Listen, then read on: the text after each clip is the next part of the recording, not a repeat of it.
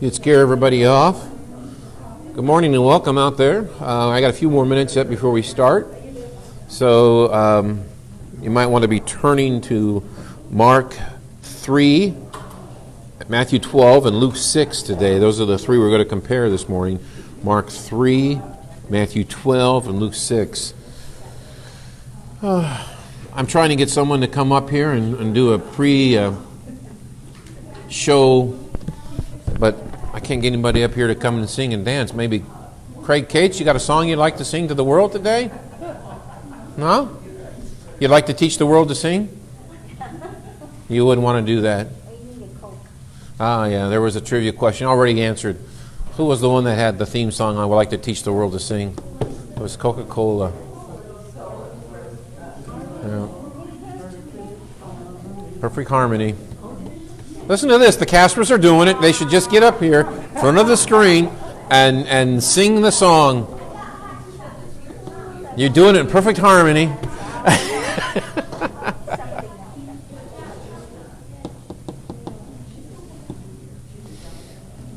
I got 4 minutes to go.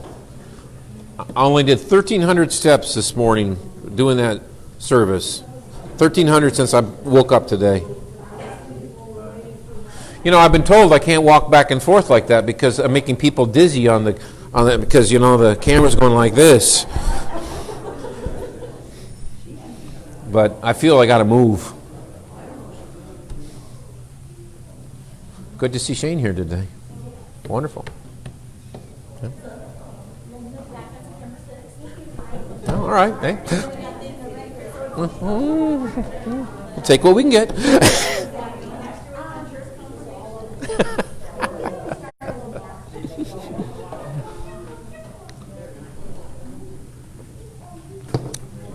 Does anybody have a joke or a skit to entertain these people?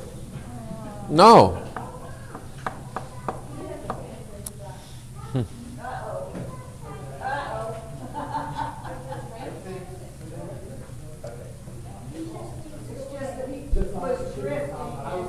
3 minutes. Again, we're going to be looking at Mark 3, Matthew 12, and Luke 6 in comparison. Now, here this morning, there's extra sheets maybe available, and these sheets are also on the Facebook page to look at the questions we'll be asking today. So get yourself ready. The Facebook page doesn't have answers. Duh. You know, what type of teacher would I be if I gave my students all the answers? Yeah, there. Oh, they're over there by Craig. He's hogging them. Jill, I thought you did your homework last night.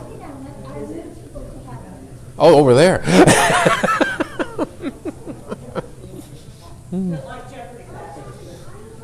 Give the answer. You guys come up with a question.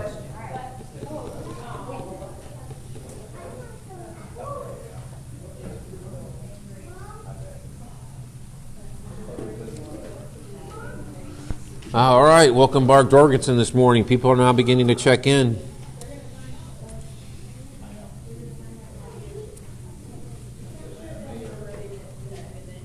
Norm, Pastor Finke is on.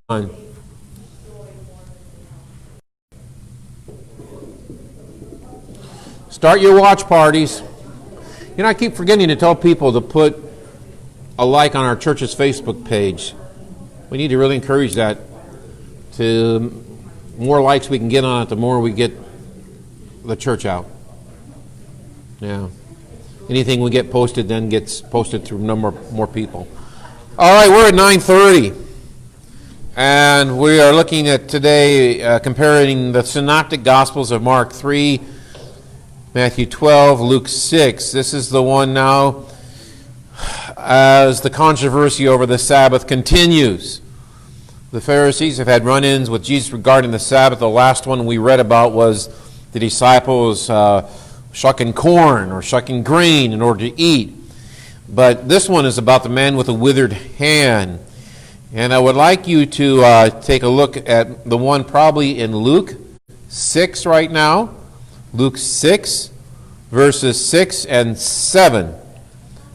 And if someone would read just those two verses, Luke 6, 6 and 7. On another Sabbath, he went into the synagogue and was teaching, and a man was there whose right hand was crippled. The Pharisees and the teachers of the law were looking for a reason to accuse Jesus, so that they watched him closely to see if he would heal on the Sabbath. All right. Luke 6, 6 to 11. So I have a question here, which I'm asking you and challenging you to get into the minds of the Pharisees or to the minds of the author here, Luke. Is this a staged event? You know what I'm saying here? Is this a staged event? Did the Pharisees go find someone with a withered hand and put him in the presence of Jesus on what day of the week? Sabbath. For what purpose? Why would they do this? Why, if this was a staged event by the Pharisees, why, Luke tells you why they would do it. Why were they staging this, if it was being staged? They're not supposed to heal on the Sabbath. And if you look at verse 7, you don't really see it in Luke of why they watched him closely. Go to Matthew chapter 12, verse 10, and see if you might find a purpose of why they watched him closely. Matthew chapter 12, verse 10. If this was a staged event, why did the Pharisees stage this on the Sabbath? Anybody get to Matthew 12, verse 10? And a man with a shriveled hand was there, looking for a reason to accuse Jesus. They asked him, "Is it lawful to heal on the Sabbath?" So why were they staging the event? They were looking for a reason to accuse him. We're not really sure if this is a staged event. But would you put it past the Pharisees to make it a staged event?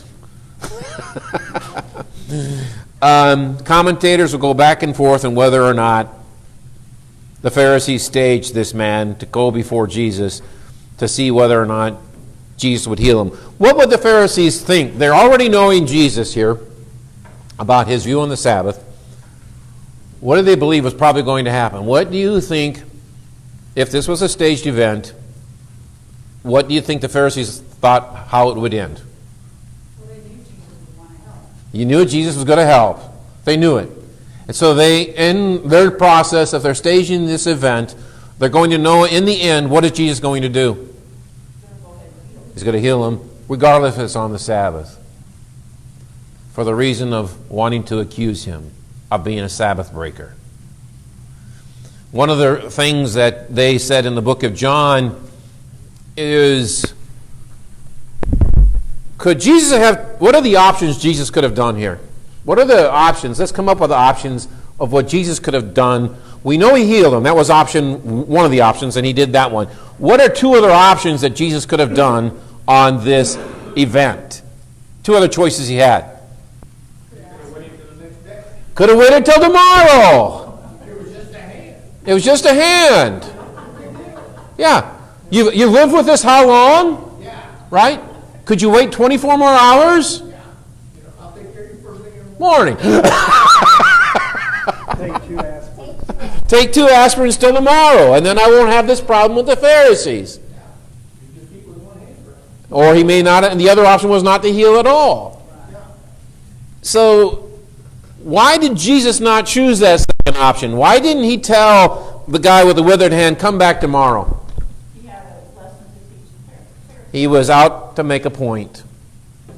He was out to make a point. He didn't care if the Pharisees were staging this event, he didn't care. I'm going to do what is right for this man. So Jesus ends up saying throughout the debate with the Pharisees and Sadducees on this Sabbath thing that the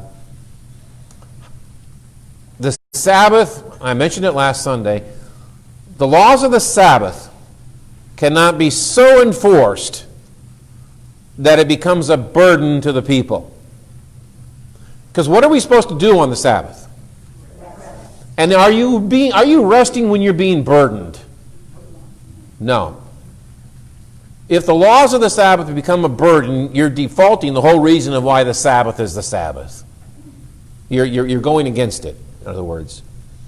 So did Jesus see this man being burdened? Yes. Was he going to allow the Sabbath laws to allow him to be burdened for another 24 hours? No. But yeah, Ralph is so right. I mean, and the Pharisees actually even said this in the Gospel of John. He could have come back. Why does he have to heal on the Sabbath? He could have done it tomorrow. The Pharisees just could not get this of why Jesus was making this such a point with them, this Sabbath thing. And in the end, when Jesus kept doing these things on the Sabbath, what was the conclusion they believed about Christ? Go to John chapter 9, verse 16.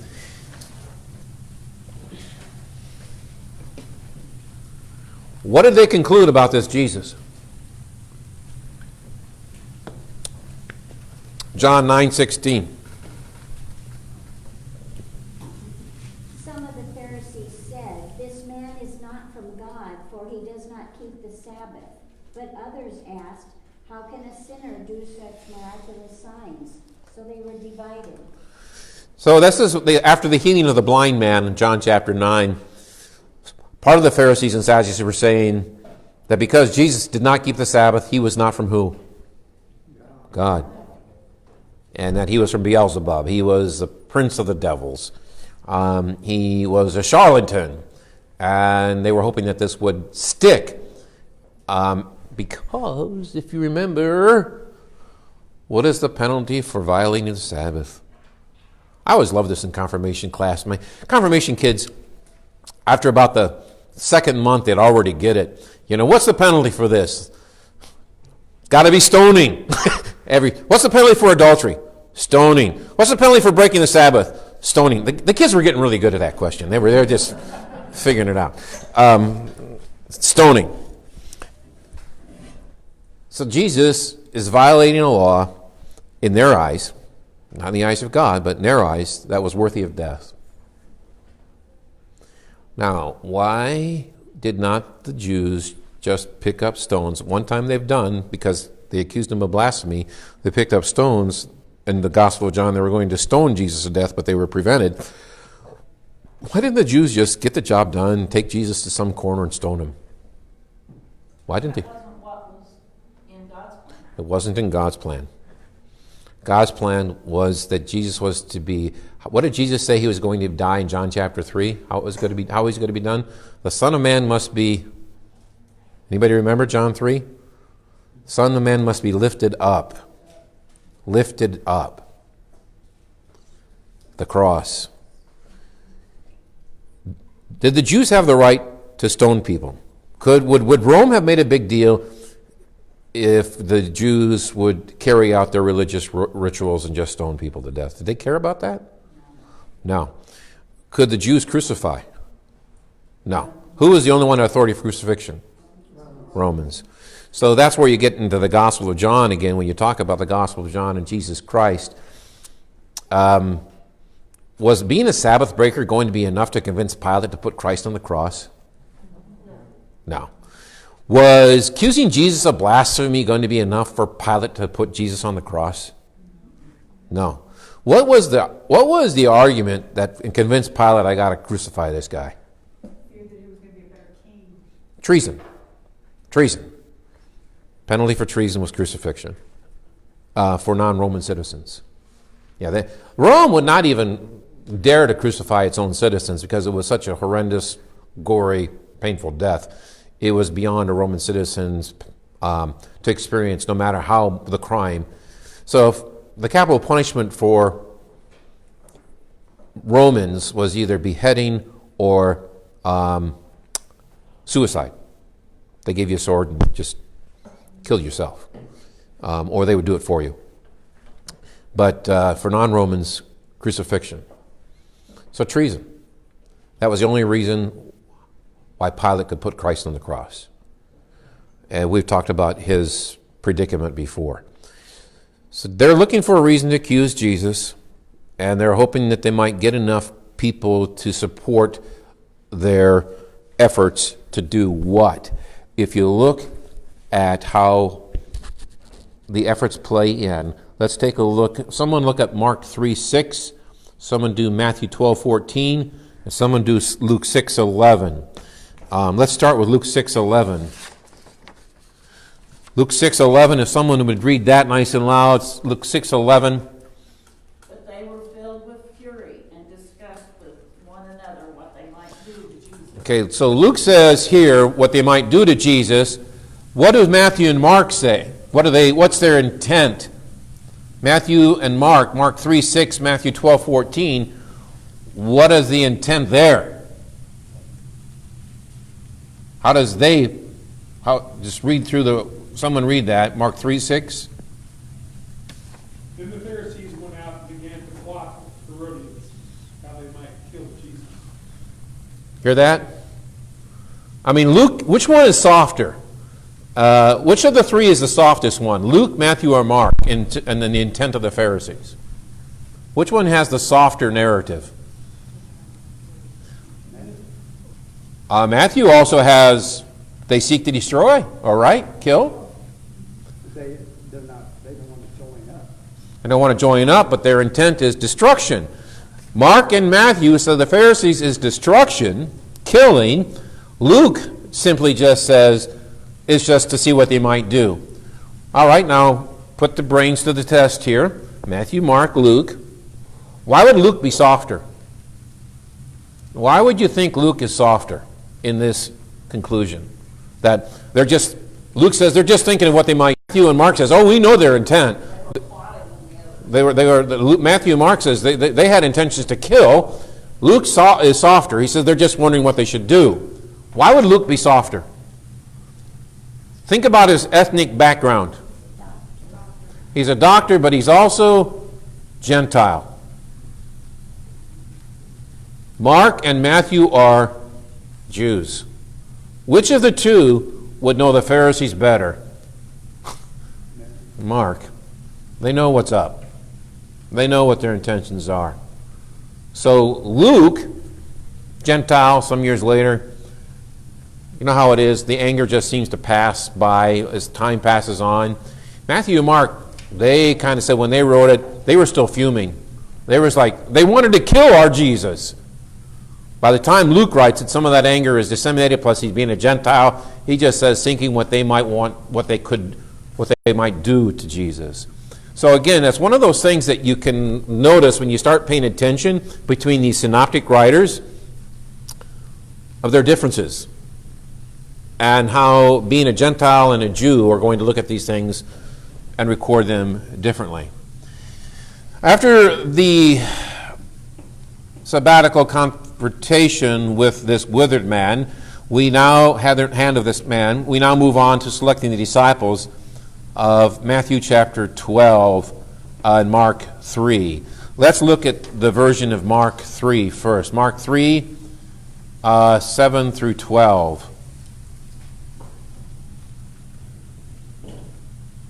Jesus withdrew with his disciples to the lake, and the large crowd from Galilee followed. When they heard all he was doing, many people came to him from Judea, Jerusalem, and Galilee, and the regions across Jordan and around Tyre and Sidon. Because of the crowd, he told his disciples to have a small boat ready for him, to keep the people from crowding. For he had healed many, so that those with diseases were pushing forward to touch him. Whenever the evil spirit saw him, it fell down before him and cried out, "You are the Son of God."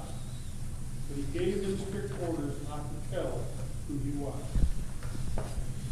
All right. So why does Jesus have to go into a boat? Because the crowd was rushing around him. Yeah, and he's going to be pushed into the water. And if he can go into the water in a boat, then that water will serve as a boundary between him and the crowd, and he'll have some room. So when you go out into a boat, what will water do to your voice? It'll help it carry, it'll amplify. One of the things the critics of the scriptures, and I don't know if any of you guys are Monty Python fans, but I've kind of found this was interesting. Monty Python made a little satire on this biblical criticism. Sermon on the Mount. How many people were there in the Sermon on the Mount? How many? 5,000 men, right? And women and children. Did Jesus have access to a microphone? So how in the world can 10,000 people hear one man?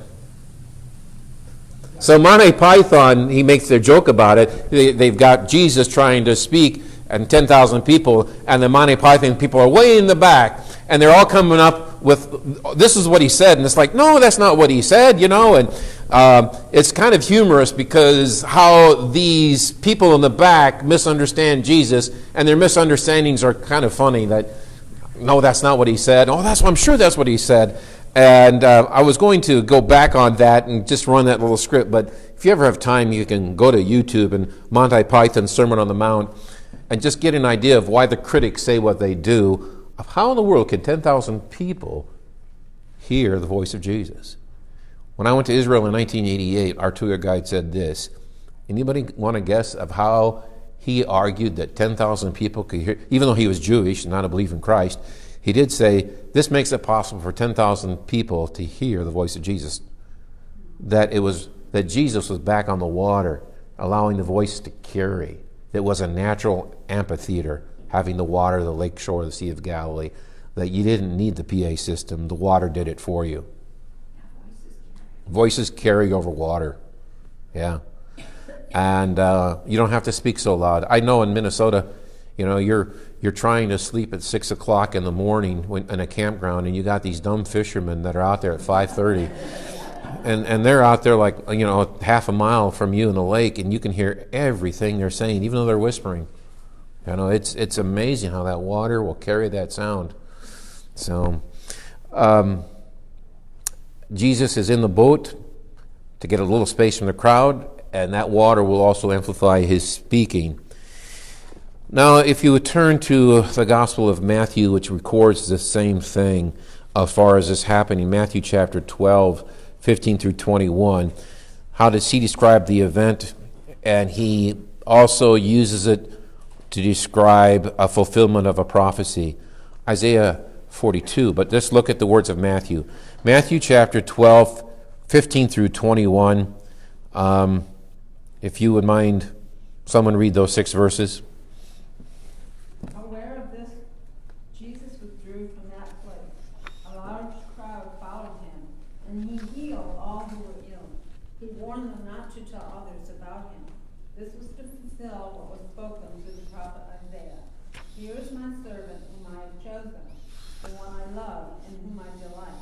I will put my spirit on him, and he will proclaim justice to the nations. He will not quarrel or cry out. No one will hear his voice in the street. A bruised reed he will not break, and a smoldering wick he will not snuff out, till he has brought justice through to victory. In his name the nations will put their hope. All right. So look at this fulfillment of Isaiah 42 in Jesus Christ. It begins basically in Matthew chapter 12, 18.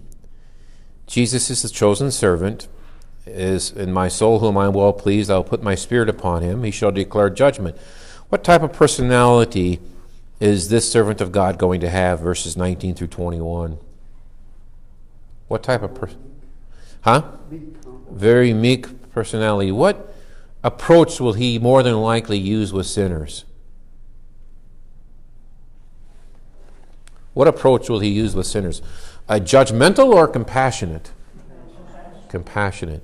Can you still do the job calling people to repentance with a compassionate approach?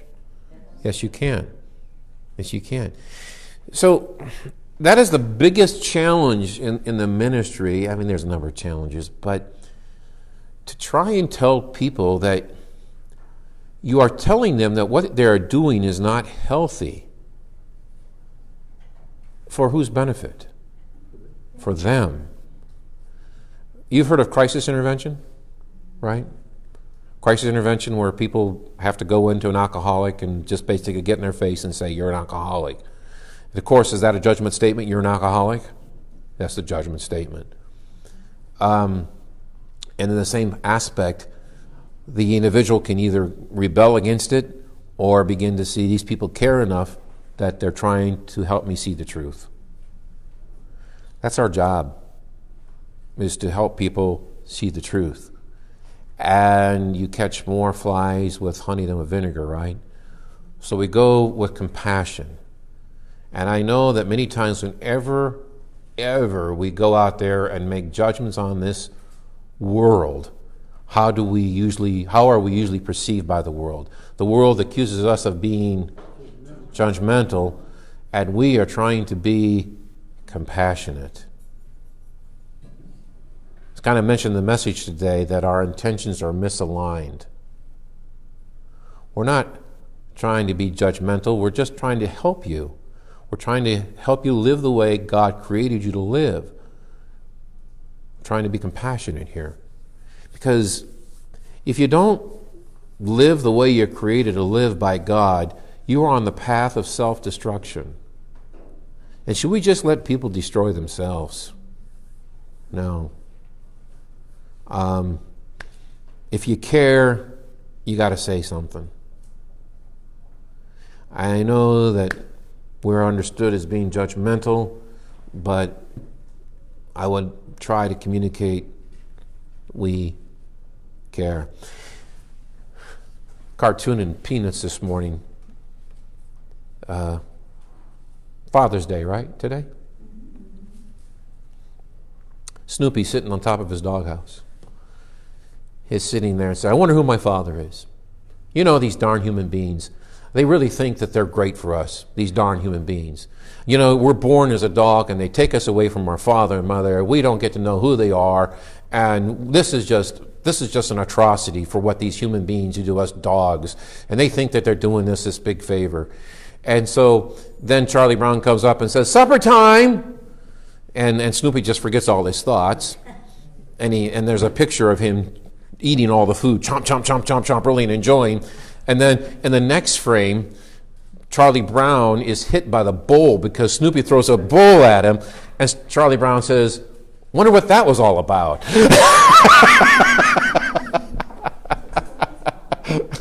So Snoopy had his own conclusions of human beings' intentions, and he didn't think they were good until they were feeding him, but then the anger resumed as soon as his stomach was full.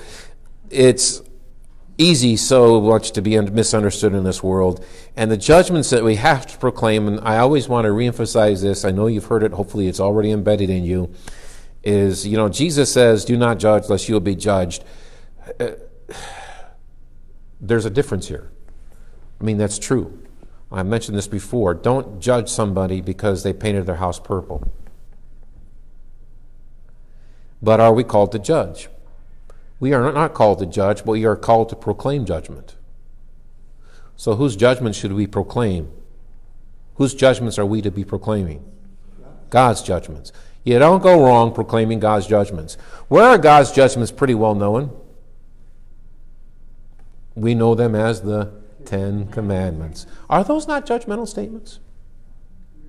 Very much so. Would we be doing our job if we just threw out the 10 Commandments and says, everyone do what's right in their own eyes? No. That wouldn't be our calling as a Christian.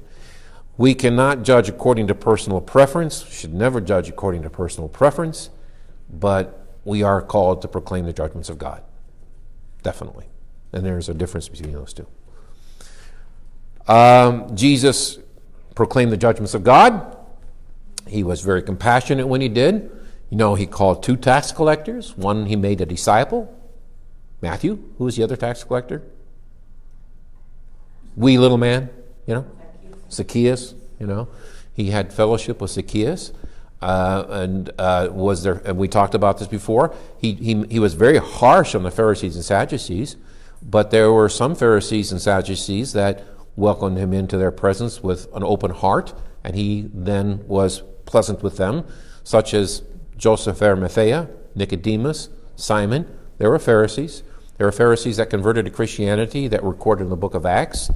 So it is in the attitude of either an arrogant sinner or a repentant sinner that Jesus' approach is different. And so is ours. Arrogant versus repentant. Learning how to use the law and gospel. One question I was asked years ago in college was by Dr. Kolb, and he set this up this way. He said the young girl comes into your office, you're the pastor, you're a school teacher, and she asks you this just blunt question: is it all right for a Christian to have an abortion? And of course, our class is like, no, no, no, no. He was setting us up. It was kind of like the Pharisees. He was creating a staged event. We failed. No, no, no, no. And he said, well, you guys just destroyed this girl. And we're like, how did we destroy her? She was a repentant sinner. She had an abortion, and she was looking to know whether or not the church could forgive her, and you shut her down. So he always said, when anybody comes to you, this was his favorite question. When anybody comes to you and you don't know whether to give law or gospel, because this girl was in need of gospel and you gave her law, what you need to do, if you're not sure what to approach, is ask this question: why do you want to know? And in the narrative of that answer, you'll know whether or not to give law or gospel. Hopefully she'll say, well, I'm going through this traumatic experience, I feel horrendous guilt, and I just don't know if God can forgive me. That lady needs gospel. Yeah. Get as much as you can. It's so easy to go to law. I saw that, but he just said he had to turn his volume up. But, well, I don't know. Nothing is more compassionate than having someone's soul for the kingdom of heaven. So true. Saving someone's soul for the kingdom of heaven. So true, Margaret. I was plugged in tight. I hope that you can hear out there. Turn your volume up if possible. But microphone is here. Next question on selecting the disciples. Number 6. Go to Mark 3:13-19. Mark 3:13-19. And he went up on the mountain and called to him those whom he desired, and they came to him. And he appointed 12, whom he had named apostles, so they might be with him, and he might send them out to preach and have authority to cast out demons. He appointed the 12, Simon, to whom he gave the name Peter, James, the son of Zebedee, and John, the brother of James, to whom he gave the name Boanerges. Yeah, it's good enough, Debbie. That is the sons of thunder, Andrew and Philip, and Bartholomew, and Matthew, and Thomas, and James, the son of Alphaeus, and Thaddeus, and Simon the Cananean, and Judas Iscariot, who betrayed him. All right, now look at Luke's example of this. Go to Luke chapter 6, 12-16. Look at some differences here.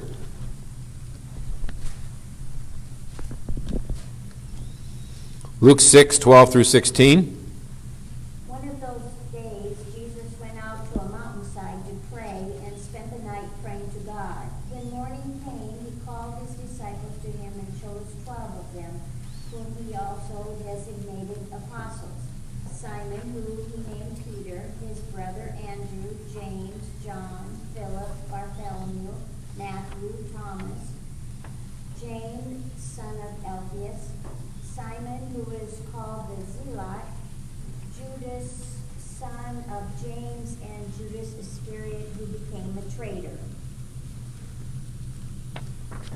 Okay. What's the one thing that Luke records Jesus doing before he decides on his disciples? He prays. Do we sometimes forget to do that before we make major decisions? Here Jesus is the God-man, And before he selects his 12, we find him in prayer.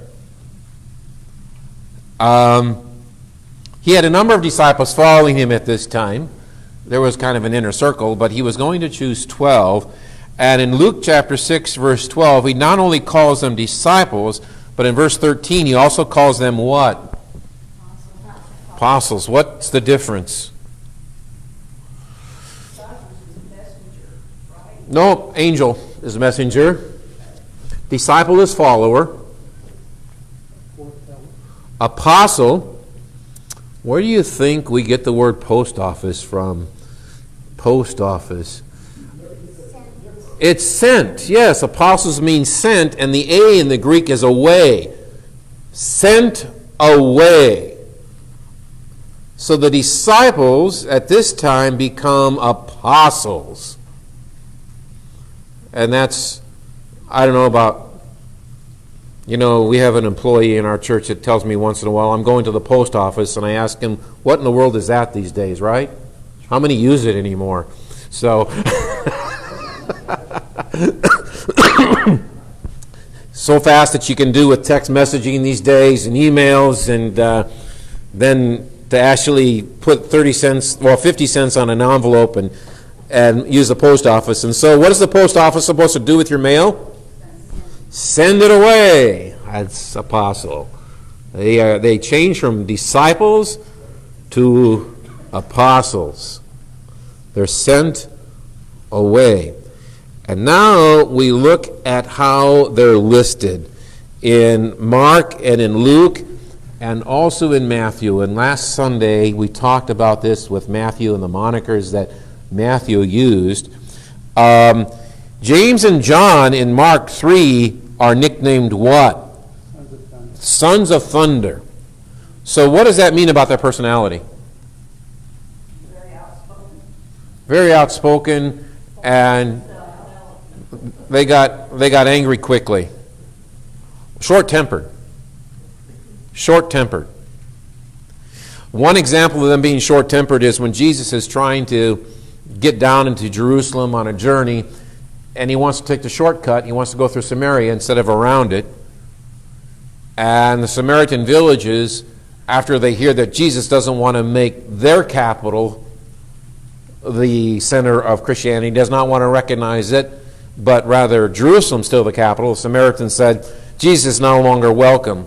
And James and John says, do you want us to call down thunder upon these people for being so offensive and insulting to us? And Jesus says, no, guys, just take a breath.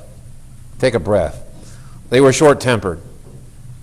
The Matthew in Mark, does he have a moniker? Simon the Zealot. Simon the Zealot does with Luke, and it's called Simon the Cananean in Mark, which is the same thing. Zealot, we talked about him last Sunday in the message. Zealots were terrorists. They were Jewish terrorists. They were carrying these little knives in there, and then when they would find a way to pull that knife out and kill Roman soldiers, they would do it. They would destroy Roman ammunition dumps and the like. They were out there always looking for a way to disrupt Roman authority. And here he is a zealot, so it's listed.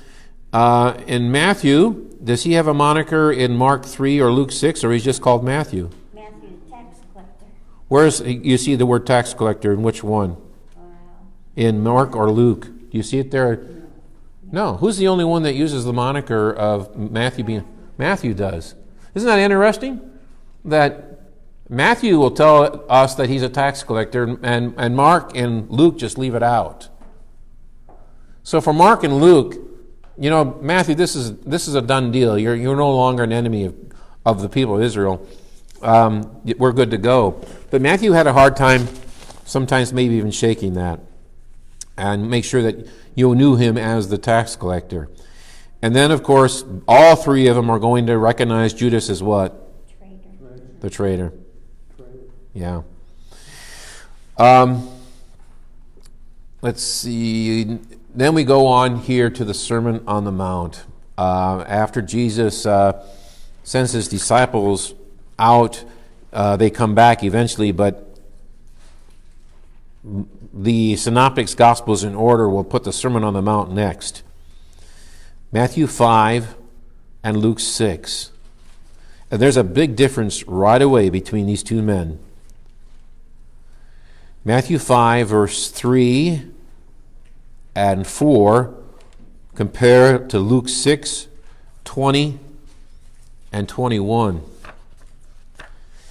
Let's look at that. That's a major difference. It's caused a lot of controversy among biblical scholars.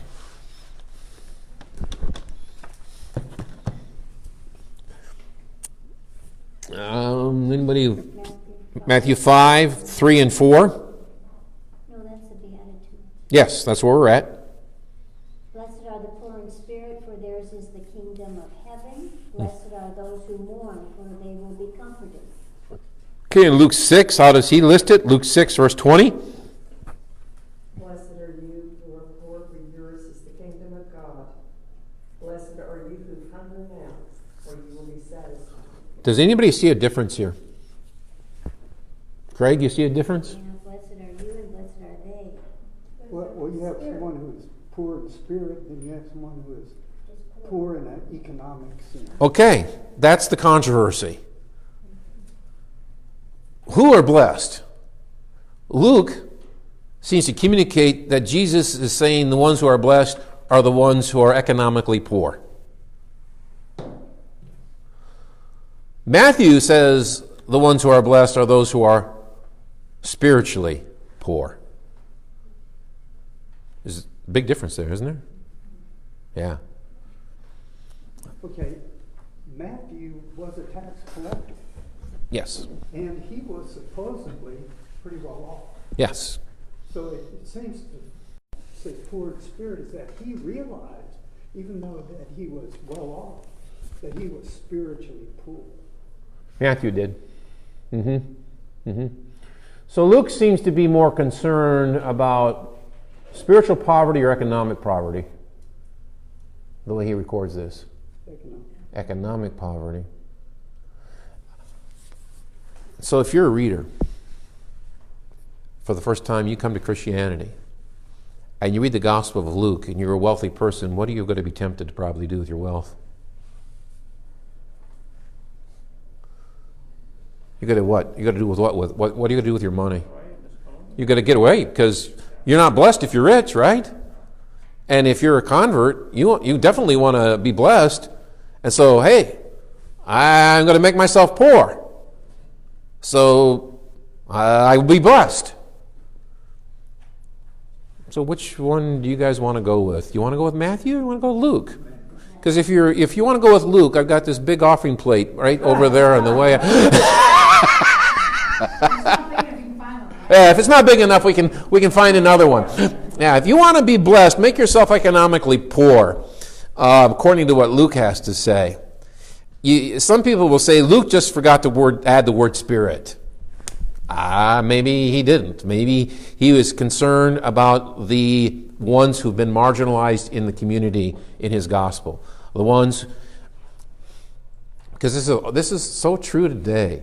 You've heard of the prosperity gospel, correct?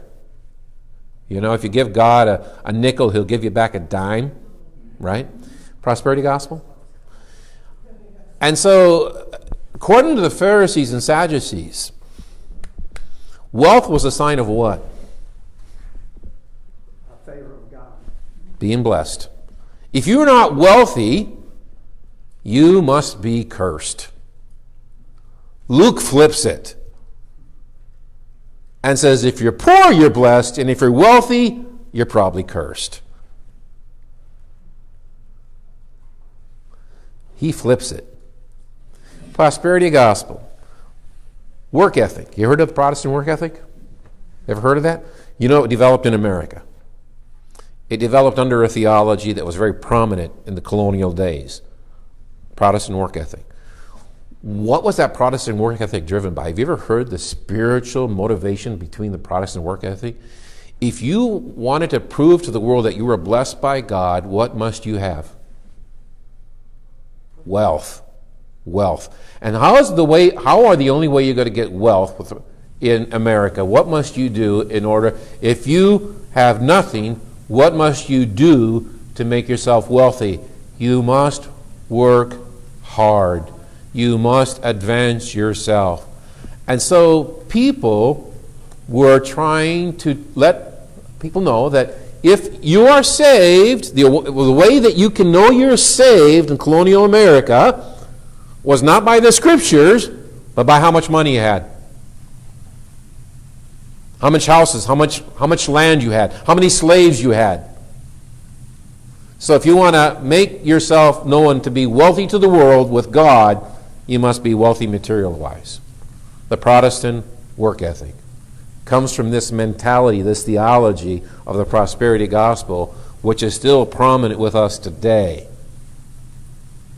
What do these pastors say?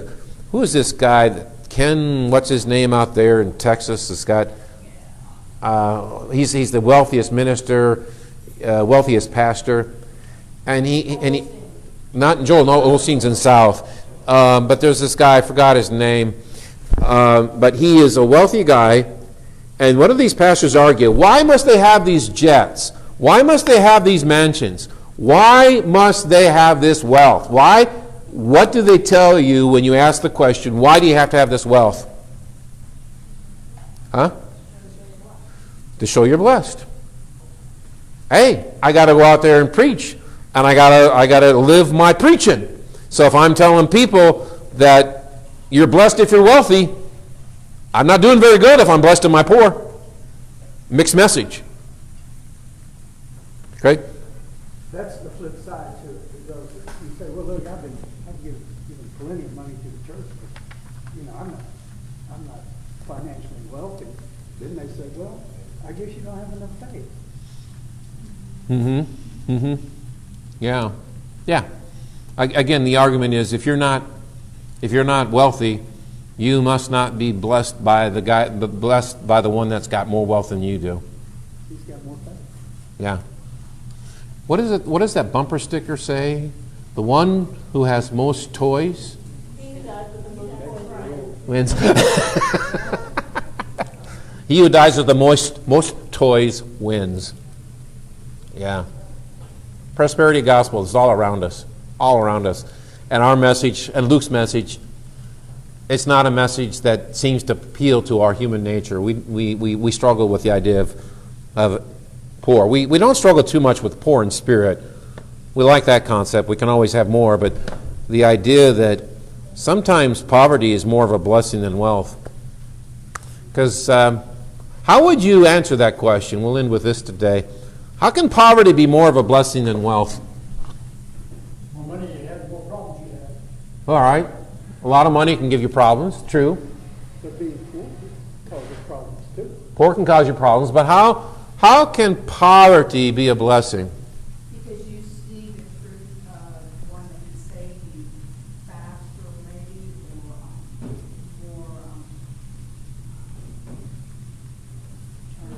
or more, you're more content, I think, where you're at. Yeah, you look at the values of things, and your poor is going to make your priorities all different. And I think when you're poor, rather than when you're wealthy, I think this petition, the Lord's Prayer, means more meaning to you. Give us this day our daily bread. I think you take that more to heart. There's this little story that I read this week. I've read it before. It's about, these greyhound dogs. That they've been chasing this rabbit that's not even real, fake. And you know what they do with those greyhound dogs after their time is over? They try to get them away for free because they're such an ugly dog and they're big dogs and nobody really wants them. And this guy was mentioning that he had one of his nieces not like to see those dogs destroyed, so she would get one. And at the house he came to and he had a conversation with a dog that was laying down, and this little child was laying on its stomach, and the other one was pulling its tail, and the other one was pulling its ears, and the dog just seemed to be happy. And so he said to the dog, he said, "So why did you give up racing? Did you get hurt?" He said, "No, I never got hurt." And he asked the dog, "So did you lose money? Were you losing money?" And the greyhound dog said, "No, I was I was making millions for my owner. What, did you get too old for the game? And the dog said, no, wasn't too old. I quit at the prime of the game. So why'd you quit? He says, because I began to realize what I was chasing was not real.